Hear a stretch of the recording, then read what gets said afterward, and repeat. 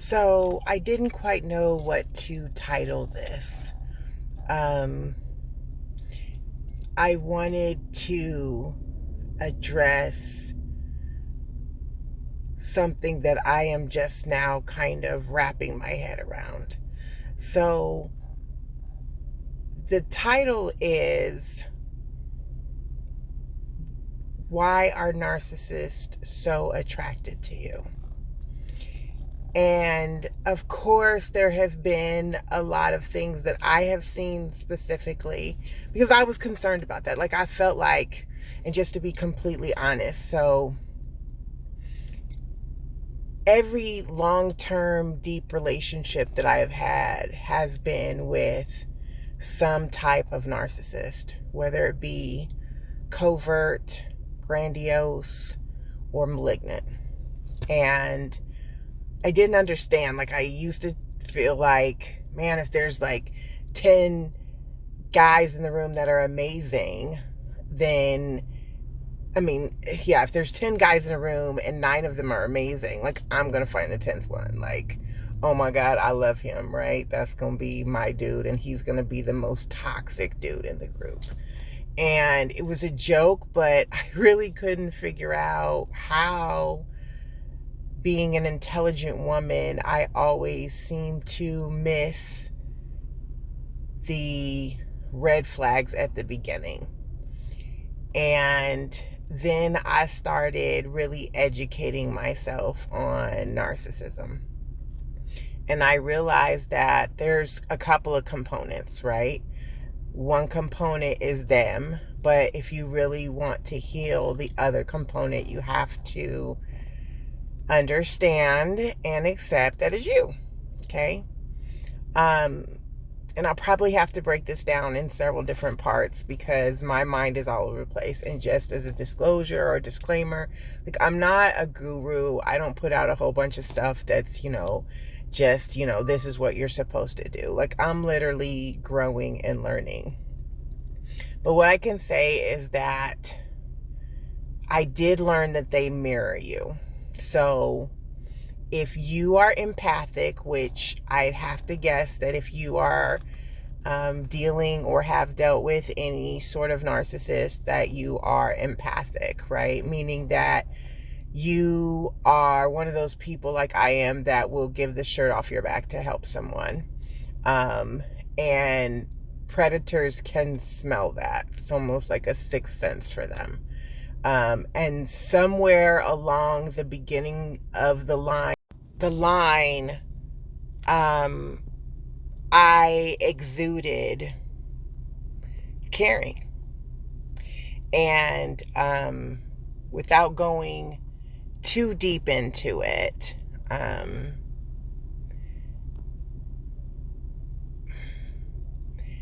empaths share a lot. And I'm slowly learning that that's not necessarily a great thing when you meet a narcissist, right? Telling too much of your information, your goals, your dreams, what you want from a man or a woman, I guess. But just those components that you bring to the table, when we think, oh my God, he's listening, he's so attentive, like, they're actually gathering information to use to help them or to hurt you. It's not to understand, because again, my mind would go, why is it that this person is doing something to me that I specifically said in the very beginning when I called myself laying it all out there, that this is what happened to me, this is what hurt me, and this is what I don't want. And these are the things that I do want. Well, it allows them to mirror you because you've given them the blueprint. And so that's why you go through a lot of the beginning of the relationship almost feeling like they are your soulmate. it actually just sucks, especially like if you're a hopeless romantic like myself. Like, there's so many things that you almost have to change about yourself in order to not fall into those traps, because it is correct, like they are a magnet to empaths, because empaths are the only ones that allow them to live the type of life that they desire, right? Meaning that, and there's so much to learn, but they use the term supply, like you are good supply if you care about people and their feelings, and you can feel things like guilt or energies, or you want to fix things a lot. That's one of my big things is, I'm a fixer. I can be an enabler because I want to help so bad. And these are all of the things that I have had to be honest with myself and look in the mirror and go, these are things I do. And you know what?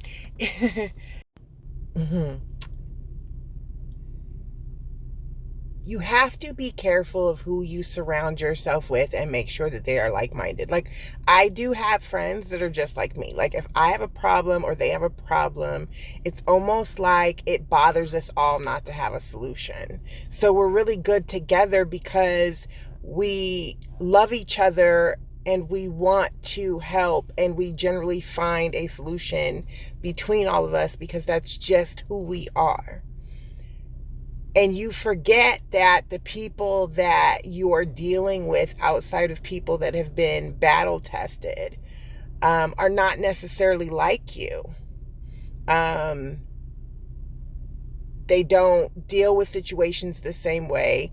And in the case of narcissism, they have had their own trauma that has made them into people who don't have empathy. And y'all, I could go on and on.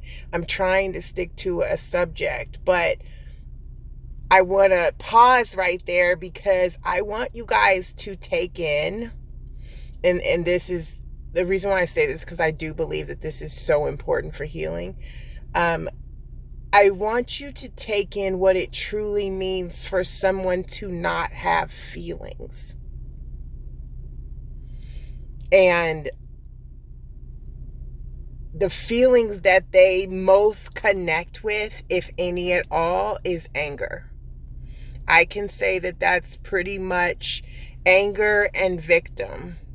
That's pretty much what I have seen. And again, you can always write in the comments if you've kind of seen another emotion, but never a positive emotion, okay? They can fake that, but it's not the one that they actually connect with in here. And if you're an empath, you know what it means to connect in here. Like, have you ever watched a movie and you know it's fake, but you're like super like nail biting or tears behind something because you felt what they were trying to give as far as how to connect with another person's emotion? Like, there are probably a lot of things that I would have done to people if I didn't connect with emotion, because the emotion is what makes you have a conscience or makes you feel bad, right? If I say something to you that's not right and I go back later, go home or something, and I'm just like, ugh, Tosh, like you could have handled that better. You know what I mean? Or how are you going to clean that up? Or, say, like whatever, you know what I mean? Or I feel bad. And you might be right, but that part in you just wants to fix it. That part in you just wants it not to, sting to you, because you know that you are accountable for the things that you say. And sometimes you would rather be be peaceful than be right. And those are the struggles that empaths have. And again, it's another reason why narcissists are attracted to us.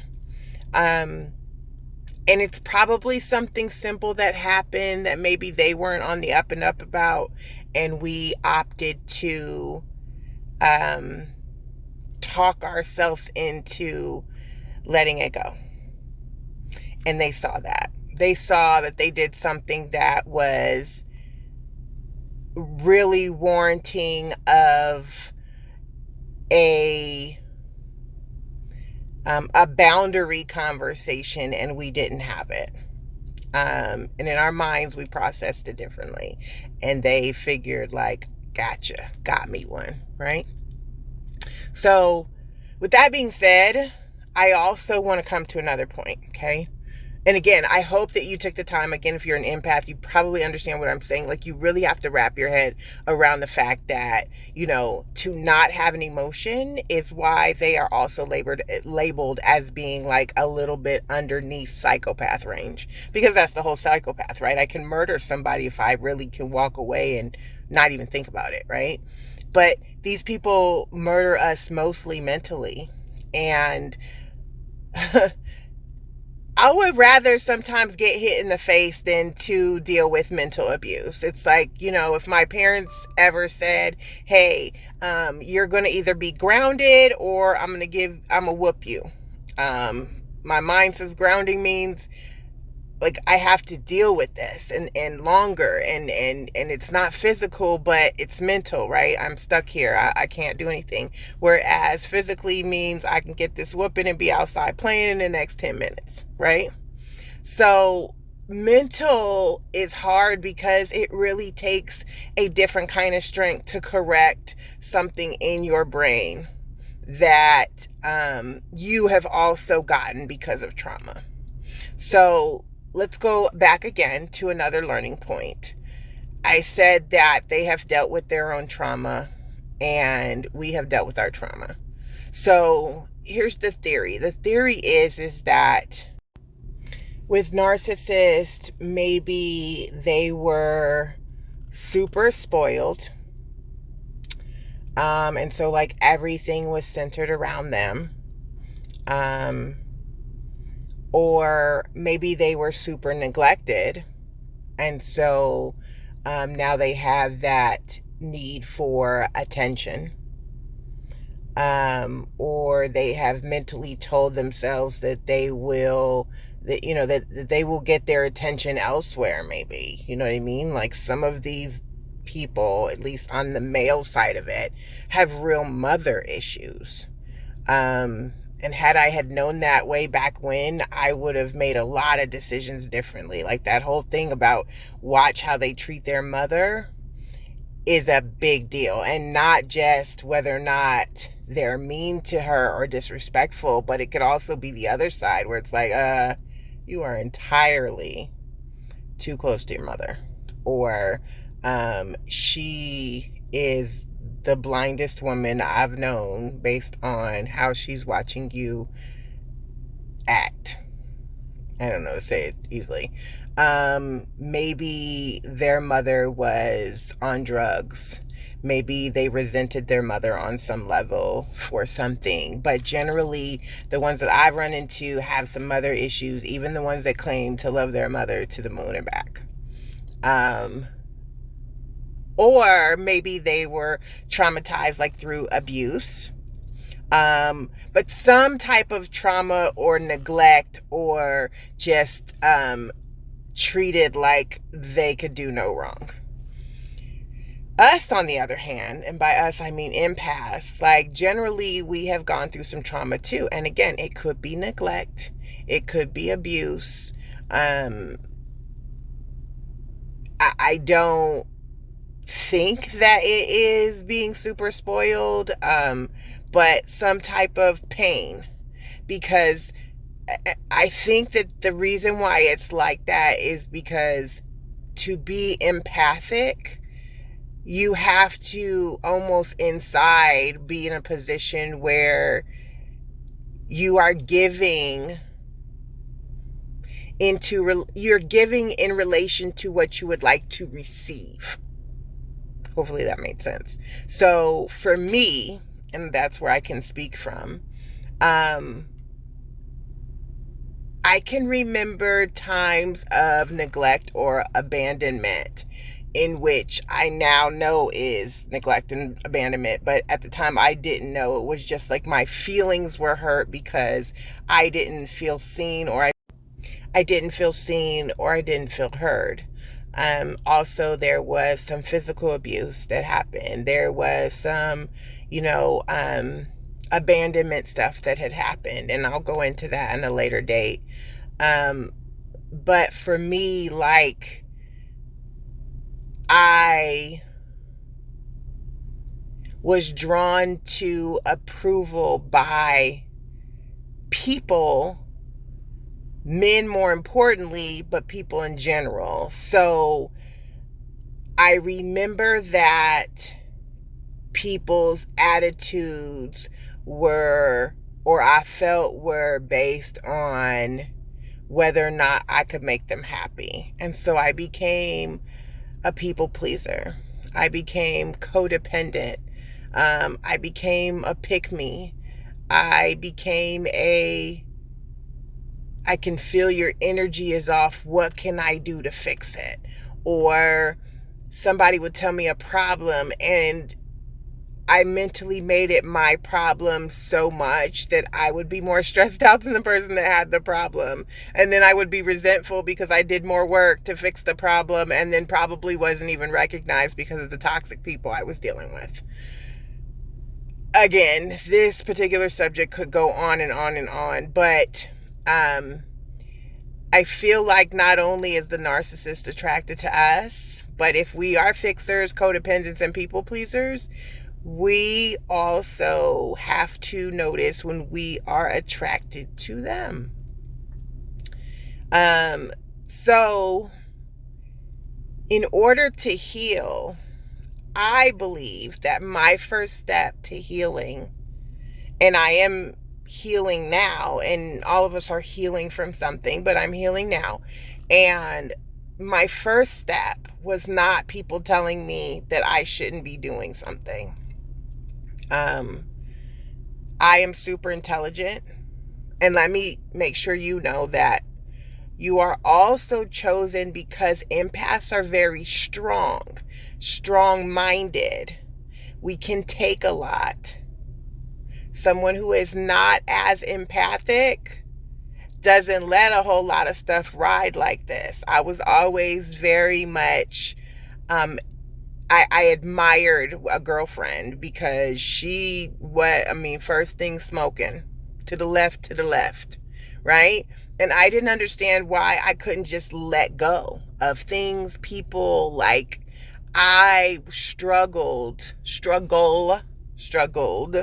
with that. Again, part of what has made me a target. I would meet a guy and he would be going through things, and I would be like, oh, I know how to fix that. And here's the kicker. Again, this takes honesty with yourself. Not only did I feel like I could fix it, but I thought in the back of my head, if I did fix it, he would see my worth and value. I would be enough. He would be so happy that I did this for him that he would love me till the end of time, to the end of this earth. He would protect me because I was his superwoman. Again, if I hadn't been through trauma, that would not have been my mindset. And like I said, I go back. I had a girlfriend who could let go, and she was so good at it. I admired her for it, and I felt as though, she obviously had problems, but not like me. And what if I could just go, you're not going to treat me like that? Because that's how I felt. And that's how I felt until that mind attack started kind of slowing up how much I validated myself and how much I started making justifications for his behavior and for myself in order to lower my own standards for myself. It'll make more sense later, but my point is that the first step to healing is, number one, you have to educate yourself.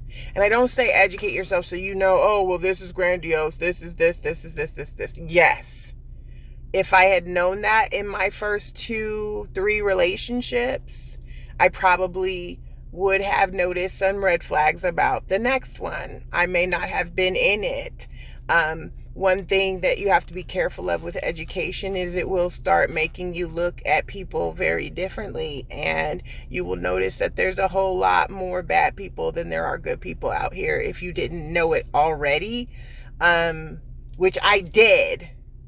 You know what I'm saying? Like, I'm smart and I knew that already. It just wasn't something that was embedded in me. It was something I knew, but it wasn't something I knew. So that would be one thing I would say on the side note of education. But I feel like you should educate yourself, because you start thinking that you're crazy. You probably have stopped hanging out with your friends. I was different. I had a small amount of friends already. So me being so wrapped up in my kids, I just went to work and came home. So much easier to isolate someone like myself. But if you weren't like that, a homebody, then you now are dealing with a lot of these things alone, because you've either isolated yourself, or your friends, not knowing how to handle it, kind of got frustrated with hearing the same old things. And there's also a part of embarrassment, right? I was very ashamed. I still cringe sometimes when I hear or when I think of things that I want to tell somebody is going on with me, but I fear their judgment. Again, because of my own trauma, and two, because there is a judgment. People do judge you because people are not as comforting as they'd like you to believe. And you learn that, and you realize that, and you get it to a point, but neither here nor there. If you educate yourself, you can begin to build your strength mentally again, because it allows you to know without exposing yourself that you are not the only one going through certain things. It also allows you to work out that overthinking part in your head, which empaths do. Blessing and a curse, but again, for a later video. It also allows for you to be a step ahead. It got to the point where when things would happen, I almost had already read about it, and it would make me feel better to literally know verbatim what they were going to say or how they were going to react.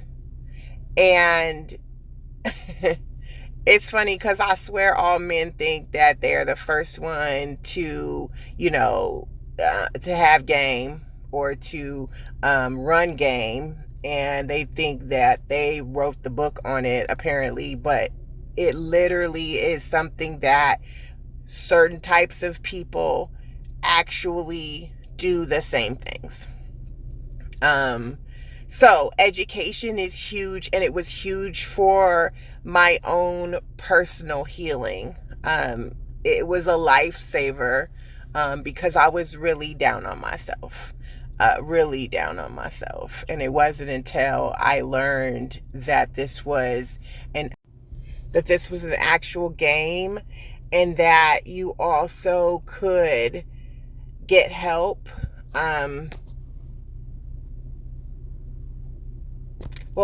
This was an actual game, but you can get help. Like, there are people on YouTube that will answer questions. All you have to do is type it in as you're going through it. Like, that's a game changer in 2024, 2025, or even since the internet, to be able to say, hey, has this ever happened to somebody? And literally there are 85 videos on it happening to somebody and how they handled it and how they feel about it.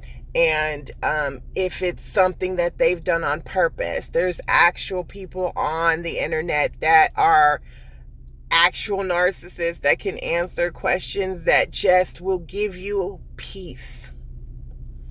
And during these times of toxic relationships, trust me, the more peace that you can gather, the stronger you will become. And you have to find it.